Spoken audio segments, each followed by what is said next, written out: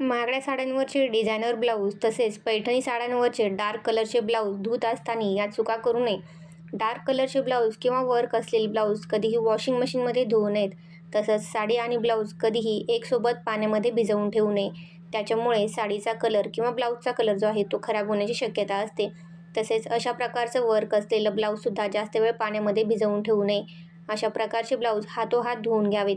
शक्यतो याच्यासाठी लिक्विड डिटर्जंटचा वापर करावा किंवा मग शॅम्पू वापरला तरीसुद्धा चालतो.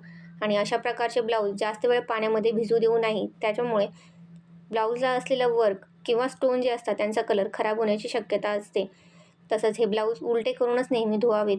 जर ब्लाऊज सरळ बाजूने धुतले तर त्याच्यावरचं असलेलं लेस, स्टोन किंवा कलर डॅमेज होऊ शकतो. आणि ब्लाऊज ज्या बाजूला खराब असतं तो भाग म्हणजे अंडर आर्म्स व्यवस्थित ब्रशने घासून घेतले तर ब्लाऊजही व्यवस्थित क्लीन होतं आणि कुठेही ते डॅमेज होत नाही. तर ही टिप